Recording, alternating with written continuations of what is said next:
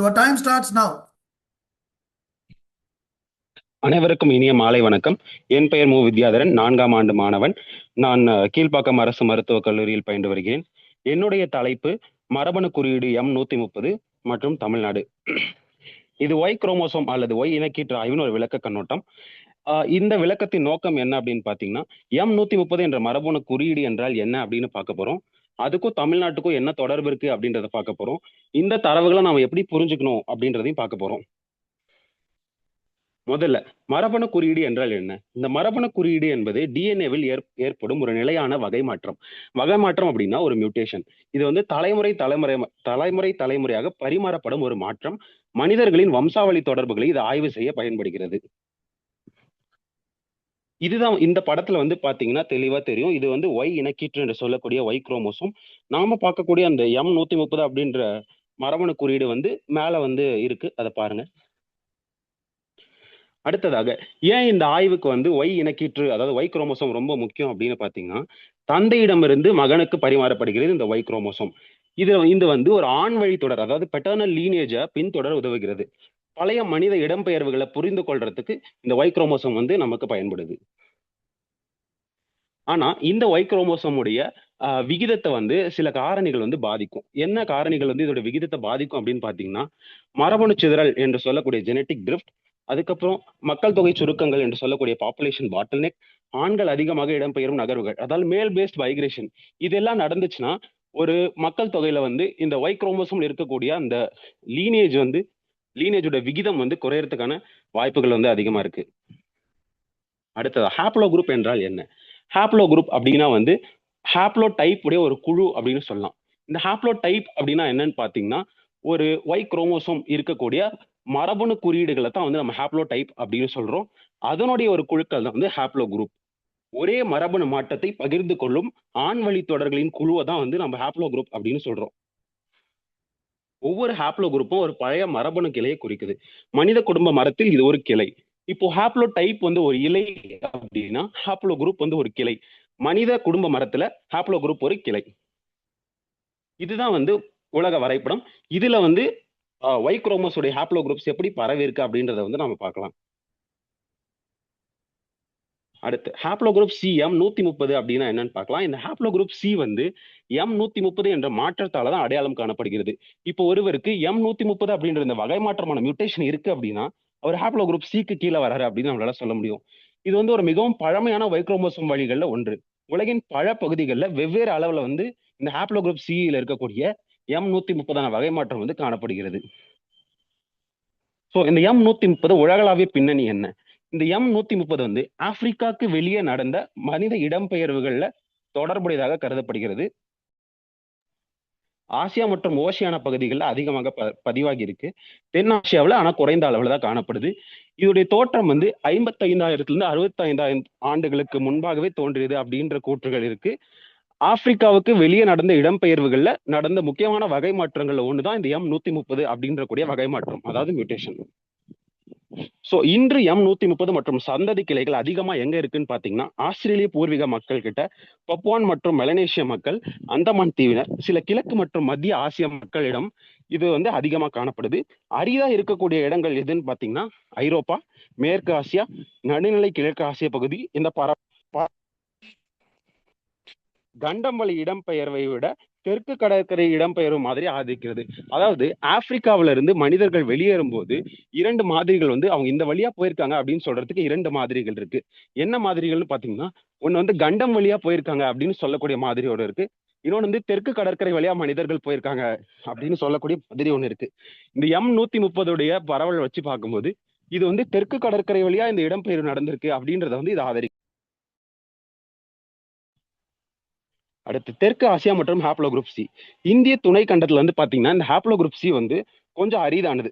பெரும்பாலும் இது எங்க இருக்குன்னு பாத்தீங்கன்னா, தனிமைப்படுத்தப்பட்ட பழங்குடி சமூகங்கள்ல மட்டும்தான் இப்போதைக்கு காணப்படுது. அப்படி இல்லைன்னா நீண்ட காலமா புவியியல் அல்லது சமூக தனிமை உள்ள குழுக்கள் மட்டும்தான் இருக்கு. ஆனா இந்தியாவில் வந்து இந்த M130 ஒரு கிளையான M30 அப்படின்றது வந்து இருக்கு. இது வந்து இந்த M130 இருக்கக்கூடியவங்க இந்தியாவுக்கு வந்த பிறகு இங்க உருவான ஒரு வகை மாற்றம் அப்படின்னு கருதப்படுது. அதாவது இந்த M130 அப்படின்றது வந்து M130 ஒரு கிளை. M130 மற்றும் கடற்கரை வழி இடப்பெயர்வு மாதிரி. இந்த மரபணு மற்றும் தொல்லியல் ஆதாரங்களின்படி ஆரம்ப கால நவீன மனிதர்கள் ஆப்பிரிக்காவிலிருந்து தெற்கு அரேபியா வழியாக வெளியேறியிருக்காங்க அப்படின்னு சொல்றாங்க. இந்திய பெருங்கடல் கரையோரமாக அப்படியே நகர்ந்திருக்காங்க. தெற்கு ஆசியா, தென்கிழக்கு ஆசியா மற்றும் ஆஸ்திரேலியாவை வேகமாக அடைந்திருக்காங்க. தென்னாசியா, அதாவது குறிப்பாக இந்தியா, இந்த ஆரம்ப குழுக்களுக்கு இறுதி குடியிருப்பா இல்லாம இது ஒரு இடப்பெயர்ப்பு பாதை, அதாவது காரிடாரா இருந்திருக்கு. மக்கள் அந்த இடம்பெயர்வு நடக்கும்போது நம்ம இந்தியா வழியா தான் போயிருக்காங்க. ஒரு சில காலம் இங்க தங்கி இருக்கலாம் அப்படின்றதுக்கும் நம்ம கிட்ட வந்து ஆதாரங்கள் இருக்கு. இதுதான் வந்து இந்த ஹாப்ளோ குரூப் சி உடைய பரவல். இந்த வழியா போயிருக்கலாம் அப்படின்றது வந்து அதோடைய கிளைகளை வச்சு நம்ம சொல்றோம். மரபணு குறியீடுகள் அதை வச்சு கிளைகளை வச்சு இந்த வழியா மக்களிடம் பெயர்ந்து போயிருக்கலாம் அப்படின்றத நம்ம சொல்றோம். இப்போ வந்து தமிழ்நாட்டுல M130 எப்படி இருக்கு அப்படின்னு பார்க்கலாம். ஆய்வுகளின் அடிப்படையில் வந்து பார்த்தோம்னா தமிழ்நாட்டுல வந்து இந்த ஹாப்ளோ குரூப் சி M130 ரொம்ப குறைந்த அளவில் தான் பதிவாயிருக்கு. விகிதத்தை வச்சு பார்த்தீங்கன்னா 0.02 விகிதம் தான் பதிவாயிருக்கு. இதே மங்கோலியா போன்ற இடங்கள்ல வந்து 0.07 அளவுக்கு பதிவாயிருக்கு. ஆஸ்திரேலியாவில் வந்து 20 அந்த அளவுக்கு பதிவாயிருக்கு. சில தனி நபர்கள் அல்லது சமூகங்கள்ல மட்டும்தான் இந்த ஹாப்ளோ குரூப் சி M130 வந்து இருக்கு. தமிழ்நாட்டின் மொத்த மரபணு அமைப்பு எடுக்கும் போது இது ஒரு சிறிய கூறா தான் இருக்கு இப்போதைக்கு. இதுதான் வந்து ஹாப்ளோ குரூப் சி M130 உடைய பரவல்.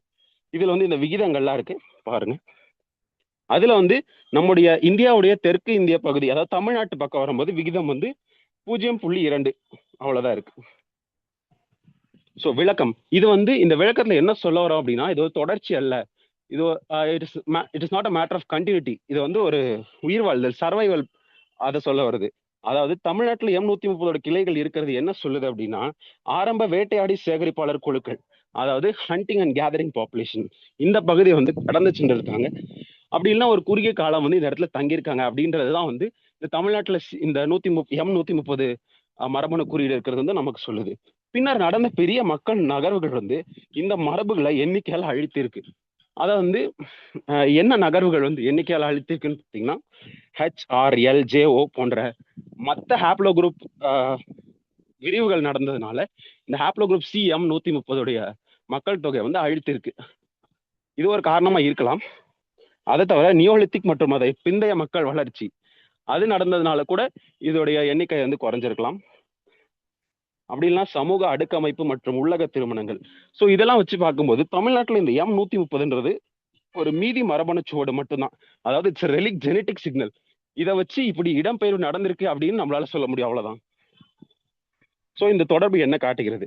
தமிழ்நாட்டில் M130 இருப்பது பழமையான மனித இடம்பெயர்வுகள் மரபணு சுவடாக இருக்கலாம்.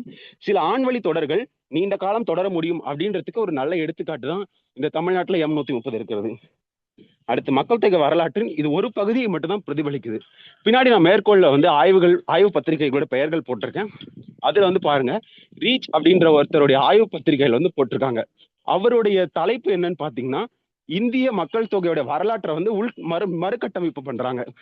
அதுல வந்து அவர் தெளிவா போட்டிருப்பாரு, இந்திய மக்கள் தொகையோடைய, அதாவது ஆன்சிஸ்ட்ரி ஆஃப் இந்தியன் பாப்புலேஷன் வந்து பல அடுக்குகளால் ஆனது. இட்ஸ் மல்டி லேயர்ட் ஆன்சிஸ்ட்ரி அப்படின்னு சொல்றாங்க. ஸோ அந்த மாதிரி மல்டி லேயர்ட் ஆன்சிஸ்ட்ரி அப்படின்னா இது M130 வந்து அதுல வந்து ஒரு அடுக்கு, அவ்வளவுதான். நமக்கு இருக்கக்கூடியது பல அடுக்குகளான அந்த மரபு, அதுல ஒரு அடுக்கு வந்து இந்த M130.